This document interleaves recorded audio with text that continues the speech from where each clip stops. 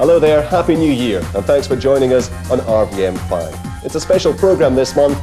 We'll be giving you an exclusive insight into the Ibrox Christmas party and day out. As ever, there'll be the action from the games, a successful period which saw wins over St Johnstone, Hibernian and Hearts, a draw at Dunfermline, and which saw the champions back at the top of the Premier Division. Walter Smith gives us his thoughts on those games and looks back on 1997, an incredible year for the Rangers manager. We'll hear your thoughts on Get It Off Your Chest. There'll be another superb RVM competition.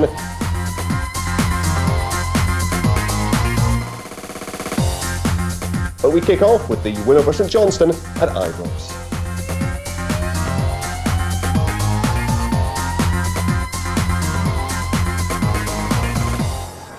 Rangers went into the game on the back of 3 straight draws, a sequence which had allowed Hearts the chance to open up a gap at the top of the table.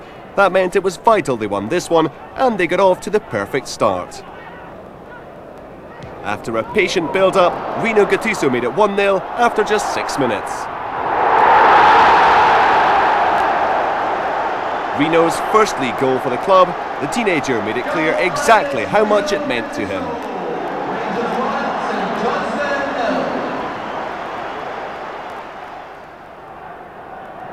Rangers kept up the pressure throughout the first half, but a combination of good defending by St Johnstone and poor finishing kept the scoreline at 1-0 until shortly before the interval.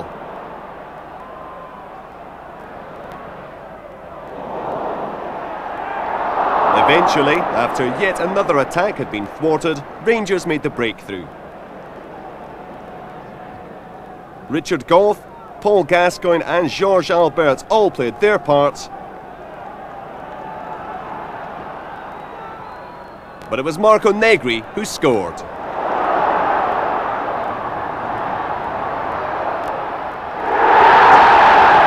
28th goal of the season for the Italian striker.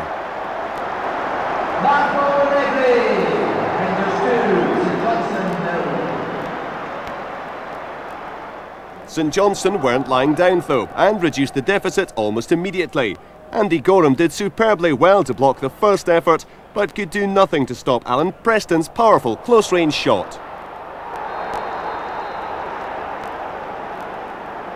It was by no means the most convincing of Rangers' performances, but as so often in the past, the champions clinched the points with another well-worked goal. The move began in their own half, and when Gascoigne worked the opening, there was no doubt about what Marco Negri had in mind.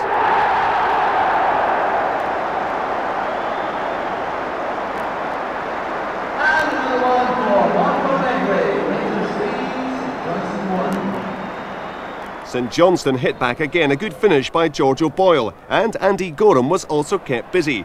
But Rangers took all 3 points, a real boost for the champions after what had been a frustrating run.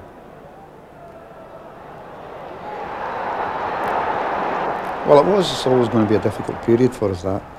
Way to Aberdeen, way to Motherwell, way to Parkhead. That was always going to be a difficult spell. As I've said before, we were disappointed not to take more points out of that spell. But it did put a little bit of pressure on the 2 home matches that we had coming up, and you know, that in itself was something that we were all aware of at the park, and the St Johnstone and Hibs game gave us an opportunity to try and get back on winning ways again, and fortunately we managed to do that. Rino Gattuso with his first league goal after just 6 minutes against St Johnstone. It should have been plain sailing from then on in, shouldn't it? Well, you know, sometimes when that happens and you get the breakthrough early, you know, your expectations always rise and you think that you can go on. But we've got to give a bit of credit to the opposition. And the 2 games at home there against St Johnstone and Hibs, both acquitted themselves very well. I thought they defended really well, played the game very aggressively. And in the case of St Johnstone, going down 1-0 like that. And then, you know, as we battled away, we managed to get another. And then they came back at us just before half-time. And, you know, in that sense there, the game was still fairly tight. We managed to get another. And to St Johnstone's credit, they came back, and a couple of good saves by Andy Gorham in the second half, and eventually they got another goal, which made it a rather nervy finish for us. Again, the sort of defensive concerns that you've had for much of the season? Well, our defence this season has been chopping and changing since we started, and we've always been hoping to get a good run. And regardless of what players are missing, if we had players out in long-term injuries, the defence can settle down and at least they can get to know each other a bit better. But we've never had that luxury even since the season started. It's been out for 2 or 3 weeks, you know, and back in again. All different players have missed that games for that length of time, and you know, Lorenzo Amoruso's been out for the whole of that period. But at least, you know, we could get on without him. But it's been difficult trying to keep the rest of them together. And Stuart McCall's had to be drafted in on a few occasions to play at the back. I suppose the bottom line was you won that game, and that's all important at that point. Well, that was the most important thing, as you say. After the 3 draws, I felt it was important to get back on winning ways, and the most important thing was to win that. We didn't finish the game well there, but in saying that, I think at times we have to give credit to the opposition when it comes to Ibrox. We don't give enough credit to the teams that play against us. And on that occasion, I mean, St Johnstone played very well in the match, and you know, we had to play well in spells to overcome them, and then had to hold on at the end to stop them getting level. Brian Laudrup limped off after 25 minutes, and that seems to almost have summed up his season so far. Well, it's been very frustrating for us this season. You know, Brian, even the early part of the season, affected by chicken pox. He's had a niggling hamstring injury that's coming from a problem in his back. And we hope that's all cleared now. But in that game, again, we thought it was clear. He had trained for a full week prior to the game, and we were confident that everything had cleared up. His first real burst in the game brought it back again. So, you know, he had to come off, so which is disappointing for Brian, as well as everybody else involved. And very important, do you feel now that once he gets back to full fitness, that you see the best of Brian Laudrup in the months ahead? Well, we certainly hope so. I always feel it's a very hard spell for footballers at the present moment. International players especially are kept playing to the middle of June, and then after that we're just starting our pre-season training. So it's difficult, and there's a lot of pressure placed on them in terms of the number of games they have to play. And I think that is part and parcel of the reason that they have as many injuries and niggling injuries as they have, is that they never really get a chance for a real break in any given year. So we would hope that, although we don't want players injured, we would hope that the break that Brian's had through injury will freshen him for the second half of the season.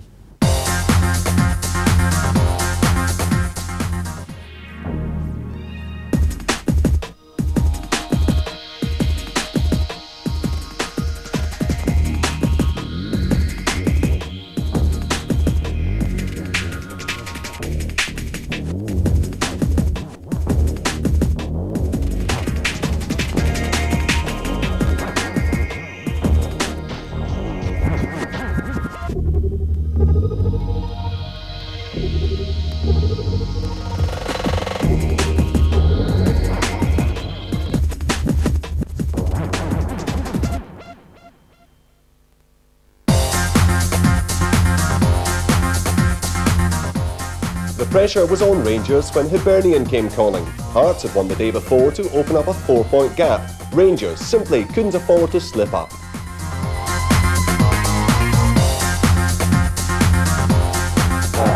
George Alberts has a tremendous scoring record against Hibernian also. Both of these players in the side this afternoon. And there's Negri!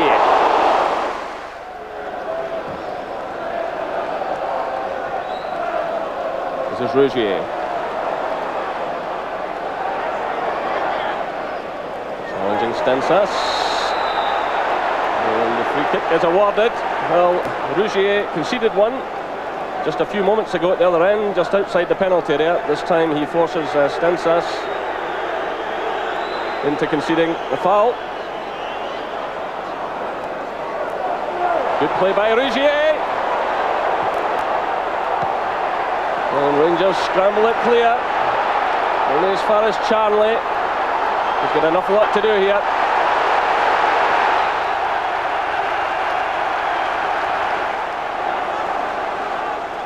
The ball's under threat here from McGinley. Free kick to Rangers.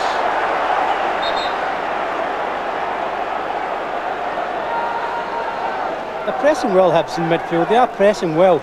But in the wide areas, especially Rougier, who's got the talent, when they build up from Crawford, they've got to look for the diagonal ball. If they get that, that's where the space is. So far, they're hogging onto the ball just a little too long. Well, Dodge was struggling there. This is Gordon Durie. Down he goes. Well, the referee is calling over Gordon Durie here, and he's going to book him. He's given a free kick to Hibernian and a yellow card for Durie.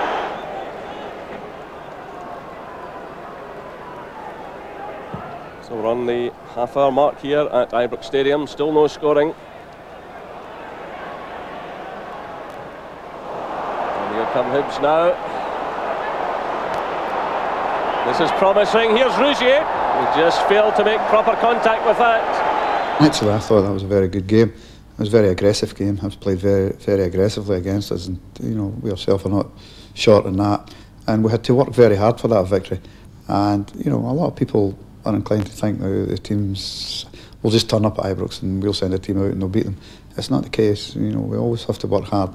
And I felt in the St Johnstone game we had to do that. But in the Hibs game especially, they defended very well. They set their stall out to make it awkward for us. And a couple of occasions, especially near the end of the game, they might have got a goal back. But it was a difficult match for us, that one. It seemed in his direction. Dodge was there though, so too was Rougier. This is Charnley. Good running by Crawford, but the pass was not there to match. He peeled off well to the right-hand side. In comes Rougier now though. It's Crawford again. But Cleland made up good ground. And this is Tern. Cleland again. Durie. Leon says the referee. Gattuso lays it off. It's Alberts. That was good refereeing again by Kenny Clark. He allowed the advantage, and George Alberts had the shot. And just showing a bit of urgency here in these final seconds. Cleland sends it in. Goff's there to Gattuso. That was a wonderful save by Trish Reid. Superb save by the Hibernian goalkeeper. Goff it was for Gattuso. Great one-handed save, and Durie then sent it over the top. This is Gattuso being chased by Jackson. In comes Charnley. Cleland supporting. Good play by Cleland, good running by him. It was Tern who picked him out again. It's Negri! Well, in fact, the referee has awarded a penalty. The referee has awarded a penalty. There was a pull there on Negri as he controlled that ball. A chance for the breakthrough for Rangers. It's Negri himself who'll take it. He's already scored 3 penalties this season. He's looking for goal number 30. The referee was telling one of the Hibs players there to get out of the area. John Hughes, in fact. Oh, it's a fine save, but Negri's there again. It's off the bar, it's Negri! It's there! What drama here at Ibrox Stadium! 51 minutes gone! Rangers 1, Hibernian 0. Well, what a remarkable sequence here. A good save by the goalkeeper. Negri followed through. It was off the bar as the goalkeeper intercepted again. The chance seemed to have gone, and there was Negri. He was determined to get that one in. 1-0 to Rangers. No, it wasn't the most convincing spot, Craig. It certainly, even after it came back out again, then I hit the bar, and then it came back out again. And it was really just a poke in with the sole of his boot that got it there. But as I say, we were having to work very hard. We had missed 1 or 2 opportunities prior to that. So I was just pleased to see that one going in, because normally at that stage, once it does, the game will open up a little bit, and when it opens up, we are maybe inclined to be at our best then in terms of maybe creating more chances. But with the threat of Negri there, there's always opportunity, and here's an opening. That was well struck there by Jonas Tern. Meanwhile, it's Gattuso battling well. That's an awkward one. Well, Gattuso almost caught Chris Reid there. As it was, Hibs still defended very well, you know, right through the match. And they themselves came back and might have had, as I say, a goal near the end. But to be fair, I think overall that we deserve to win the match. One thing's for certain, no matter what's happening at Ibrox, you, Rangers fans, always have plenty to say. The latest instalment now of Get It Off Your Chest.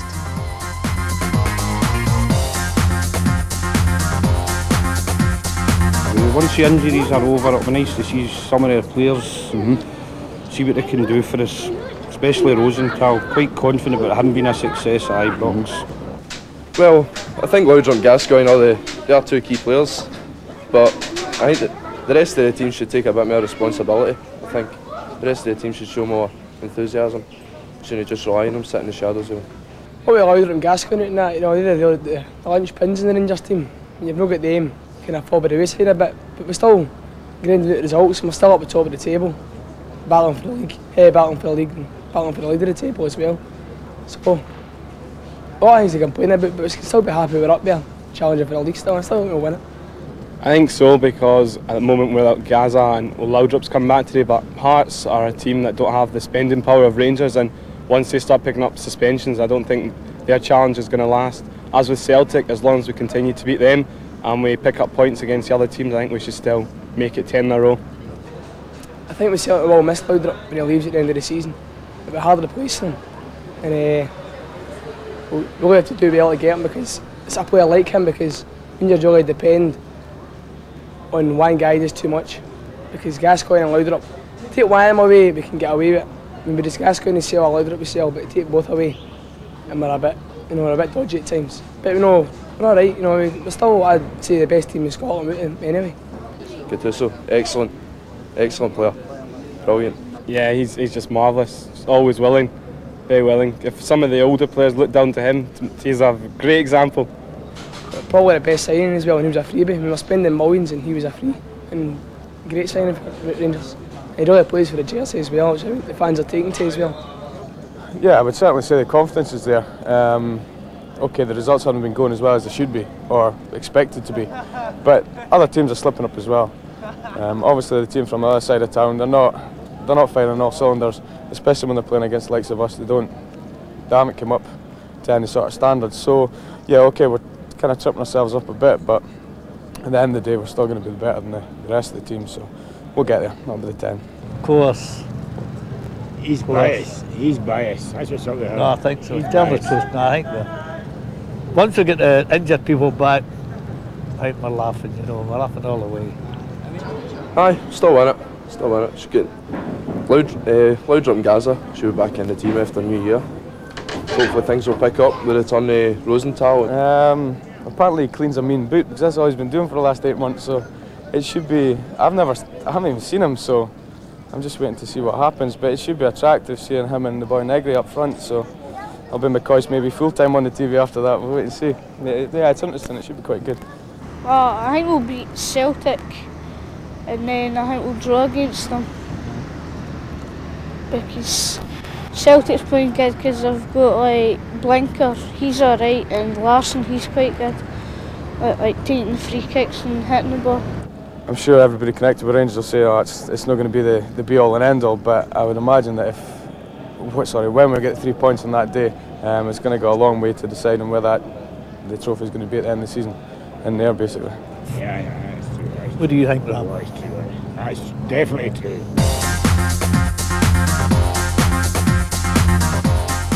With Celtic playing Hearts on the same day, the trip to East End Park offered Rangers the chance to make up ground, but it was to prove a frustrating day. So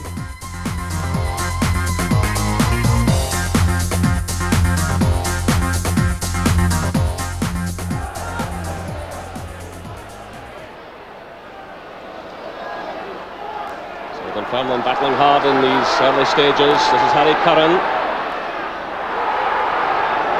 And Alec Clellan's there.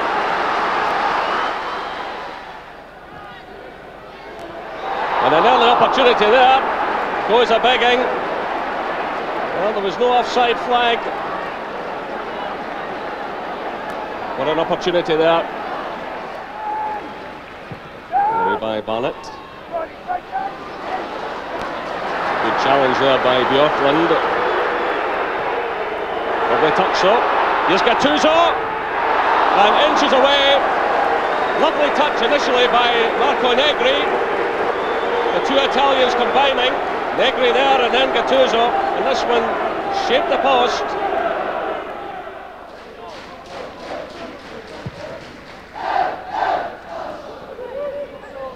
A bit of bleeding there by Stensas, free kick to Dunfermline.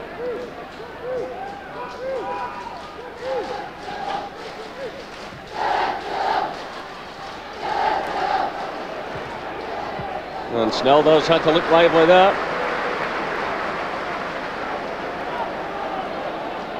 Shot going in from Petrie.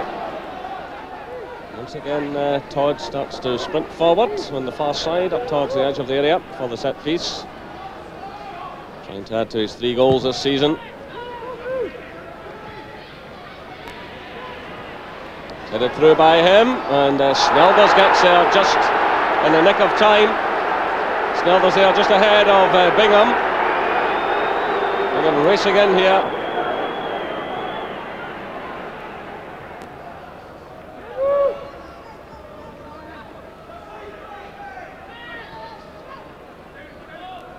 This is Negri, challenged by Todd.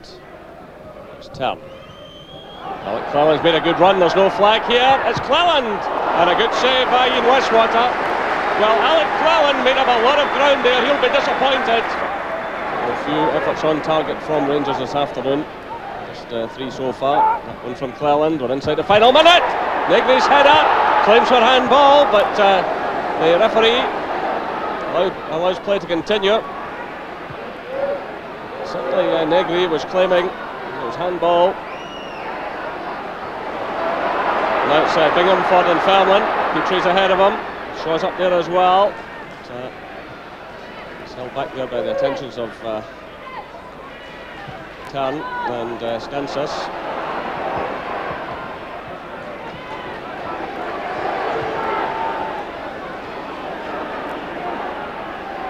This is Tern. Gattuso. Stensis. It's deflected. Gordon Durie gets a touch. Perini's there. Goal kick.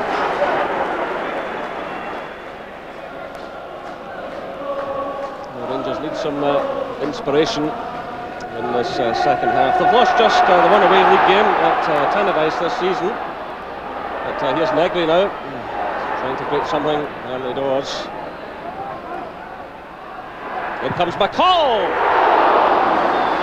And that certainly wasn't far away, so a better start to the second half by Rangers. Performance by Dunfermline. And it's Tern trying to create something here. Through now for Negri. Durie. Negri again! And once more, Westwater rescues Dunfermline. A good save late in the first half from Alec Cleland. He did well here. Came right out to block Marco Negri. There's Alec Cleland. 1 to go again, looking for Negri. Is it off for Stensis? Greg Shields felt that one, but he's back on his feet to face Stensis again. It's the early ball from him. Perini! Durie! Negri! And eventually it's cleared, but the referee has stepped in anyway and awarded a free kick to Dunfermline. Ian Westwater took a knock in those exchanges. And certainly Dunfermline were under a lot of pressure here.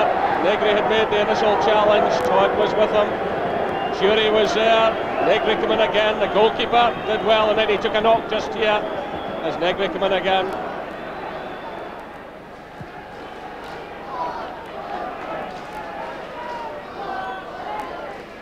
This is Tern. Stensis has started a run down the left-hand side. It's played through for Negri though. McCall's in support. That's a good ball through. It's Cleland! And again the goalkeeper gets a touch. Well, that's the second time he's spotted Alec Cleland. It was another excellent run by the Rangers player. Delightful little ball through by McCall. It was odds on this was going in, and again Westwater. Gattuso again.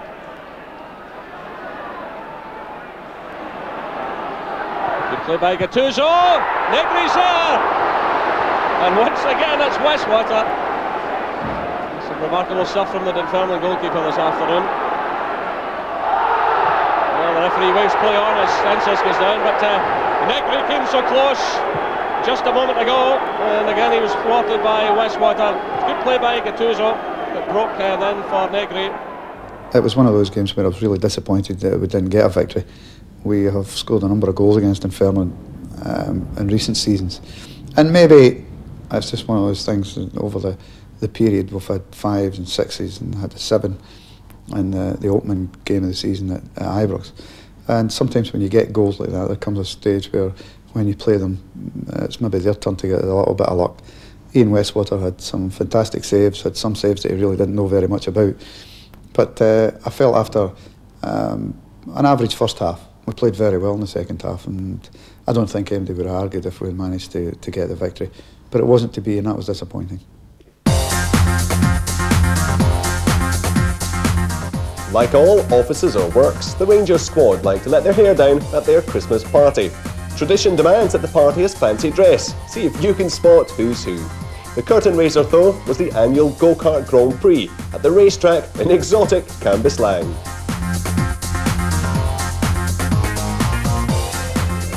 After the traditional inspection of the course, the Italians in the squad were keen to prove their reputation on the track, although the prizes on offer were not quite up to Grand Prix standards. After the drivers signed in, it was time to don the safety equipment and get ready to race, but not before the usual Rangers banter. Alex Clemens, crash helmet.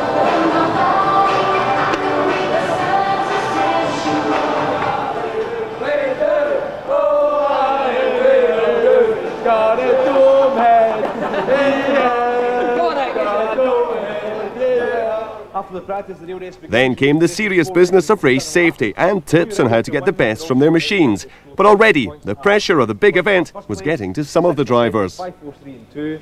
0 points for crashing yourself out the race or being black. The stage was set for the competitors to take to their vehicles. Battle was about to commence.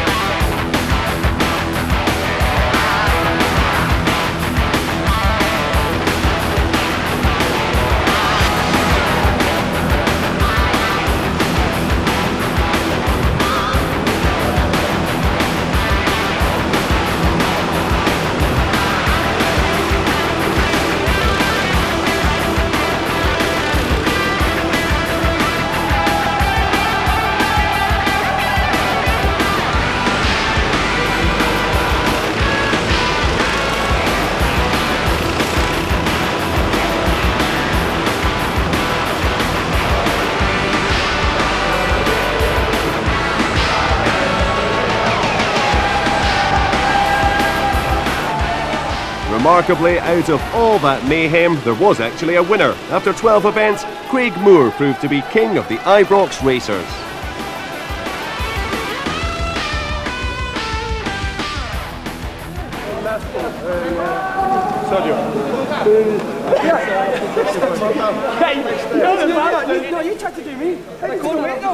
And after the inevitable race post-mortem, the top 3 were called to the podium.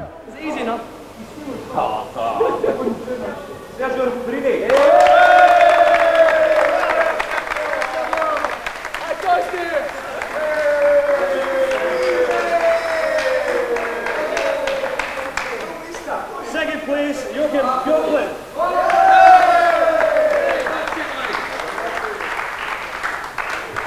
And the winner, and I must say, very clearly won it, Craig Moore.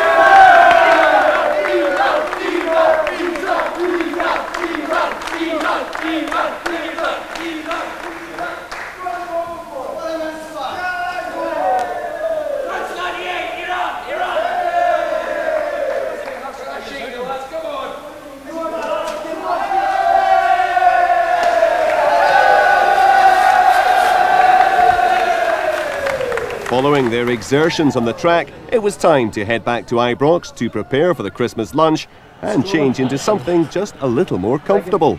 I'm going to shoot my call here back tomorrow. First thing Monday morning, shoot my call and go straight back to his wardrobe.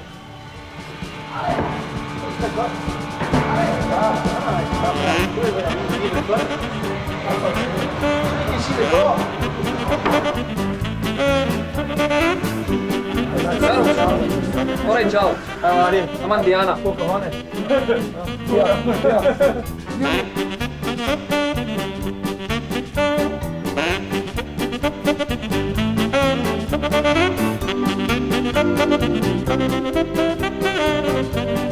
Go get dressed, come on. Go put a mask on.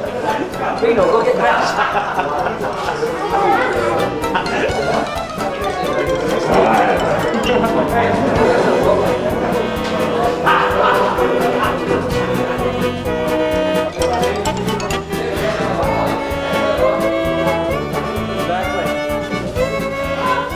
Hey, bother.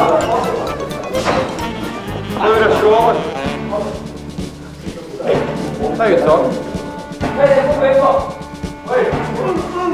After working out who was who, the squad set off for a nearby hotel for a quiet afternoon of Christmas cheer.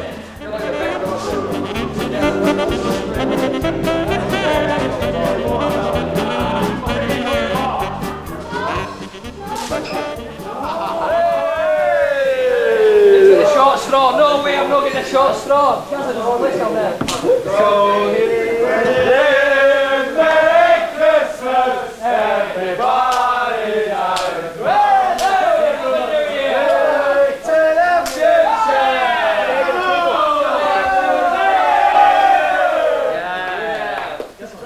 Who's leaving the picture?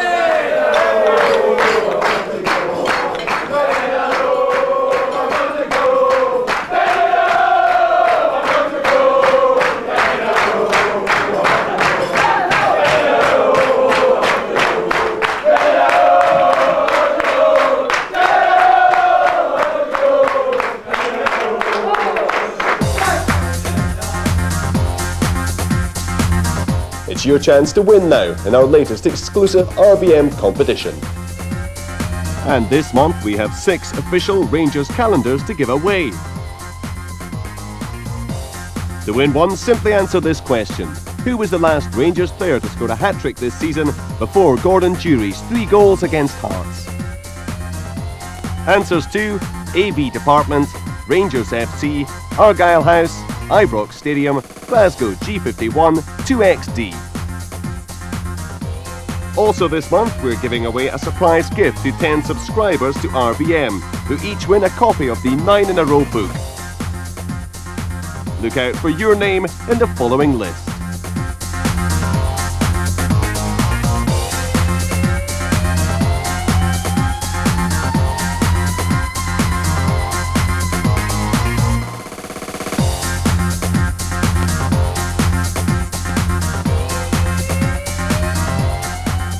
When Rangers made the trip to Tynecastle, only 2 points separated the top 3 clubs. Hearts were still out in front, but Rangers were to show once again why they've dominated Scottish football over the past decade.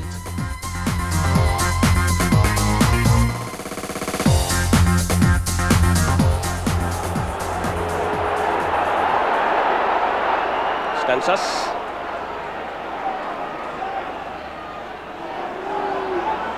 Ferguson to Gattuso. Challenge from behind there, illegally by Fulton. Free kick to Rangers. And it's quickly taken. It's with Perini. He's looking for the head of Durie. Breaks now for Stensas. Right across now as far as Alec Cleland. And that's behind for the corner. 2 Rangers. It's Alberts. Swings it in, it's a good one! And it's a goal, and it's Gordon Durie! 6 minutes gone here at Tynecastle. And it's Rangers who take the lead. Their fans are delighted. Hearts had made such a good start to the game, but Gordon Durie was there to collect his 4th goal of the season.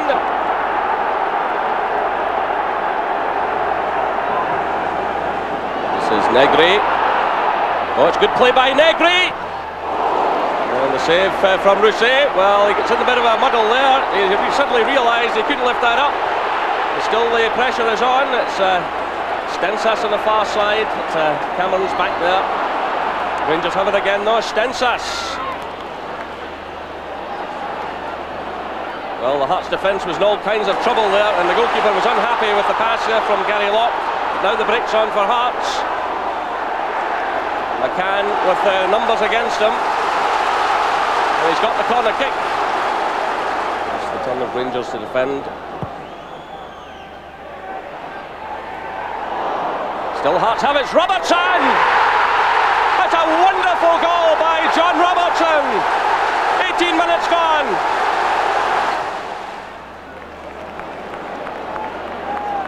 So just over half an hour gone here. It's 1 goal apiece. Through now for Cleland. Way to the far side. The keeper commits himself. The header from Alberts. And inches away.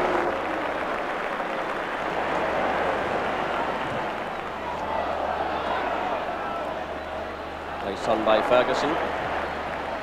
Switch of play now to Stensis. He's closed down by Locke. Through now for Gordon Durie. Good running again by Durie. Still it's Durie. It's deflected, and it's number 2 for Rangers. 34 minutes gone. Rangers take the lead again, and it's Gordon Durie. His second of the match. Certainly took a deflection, but it's very much his goal. Here comes McCall. Gattuso. McCall keeps a run going. Ritchie is across there ahead of him. Gattuso's there again. Free kick to Rangers. Just 5'8", 19 years of age, Rino Gattuso. He gets through a power of work. He'll just have to cut down on the number of yellow cards he's collecting though. He's reached double figures today. Meanwhile there's Negri in, so too is Durie. Oh, the goalkeeper's brought him down, that's a penalty. Well, a moment of madness by Rousset. There's absolutely no doubt about that, and it was quite unnecessary. So it's the Italian against the Frenchman. And Negri scores! And that surely ties it all up now. Hearts 1, Rangers 3, Marco Negri, his 31st goal of the season. He's made a terrific contribution, Gordon Durie, since arriving 4 years ago. He's come into the team at just the right time for these championship charges. Provides vital goals. Here's Alberts trying one now. That is a superb strike.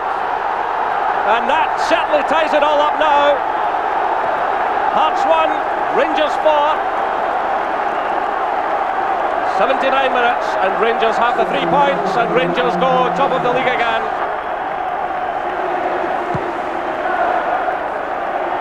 There's a free header. Again, Rangers get it away. Laudrup started a run. But Durie is a bit slow in reacting there, but certainly he's kept his run going well. Still it's Durie for the hat-trick. 5-1 to Rangers. It's an absolute rout. That was brilliant play again by Gordon Durie. He might have released the ball a bit earlier to Laudrup, but he saw Laudrup had crossed the halfway line. He just held on to it, played it through to Laudrup, kept his run going and finished off in style for his hat-trick.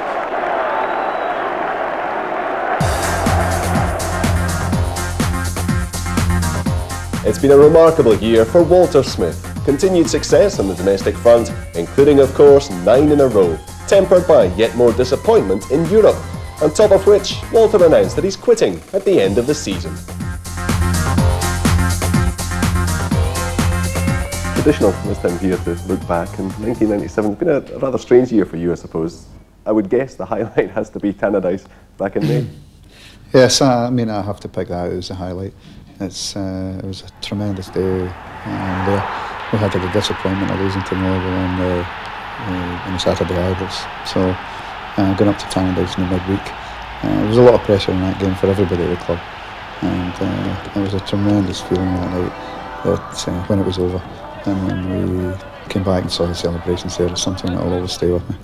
You also announced this year that you will be quitting at the end of the season. No second thoughts at this stage? No, there'll be no second thoughts. As I say, it's too early yet. So they're coming, are they? I mean, I think regrets will possibly come nearer the time, but I mean, you have a situation just now where the football part of it keeps you going and trying to keep the team up near the top of the league is taking all our thoughts at the present moment. And I suppose near the end of the time, hopefully if we're still at the top of the league in the same position that we're in at the present moment, there will obviously be a few regrets, but there'll be no change of mind. Has it been confirmed that you will definitely be staying at Ibrox? Well, that's an option that I have, and I mean, I don't think anybody would willingly walk away from Rangers, and the chairman was good enough to offer me the opportunity to stay. We haven't finalised exactly in what position, but you know, nobody would walk away from Rangers easily, so I'm just grateful that I've been offered the opportunity to stay on. It doesn't happen an awful lot to managers. Mostly when we leave, and that's it. So I can only be thankful I'm getting the opportunity to stay. And apart from an injury-free squad, what's the big hope for 1998? Well, the big hope is that after winning 9 in a row last year, we can get 10 in a row. You don't ask for much, do you? And I don't really, but I think, you know, overall, as I had said last year, Celtic's achievement of 9 in a row, until you actually try and equal it, and I've been involved in that with Graham Souness and then latterly on my own. When you were involved in that, you realise how difficult it was to keep a team's standard going over that period and keep the level of motivation necessary over that period of time. And once you've got it, there was much relief. And this season, I would just like a club, if we could, to maybe beat Celtic's record. I don't think that realistically we can say we'll ever get the opportunity again. So I would hope that we can do that. It would mean, from a personal point of view, leaving the manager's job as a winner, and again, a personal point of view, having been 7 years in the job and 7 championships would be enough for me. So I certainly hope, without I hope people thinking we're too greedy, to think that we could maybe clinch our 10th this year. Next month is another vital one, with games coming up against Dundee United, Aberdeen and Motherwell. There's the highlight of the festive season, the New Year Old Firm clash at Celtic Park, where Rangers will be out to once again frustrate their biggest rivals. And there's the kick-off to the Scottish Cup campaign. We'll have the best moments from those games and much more on RVM 6.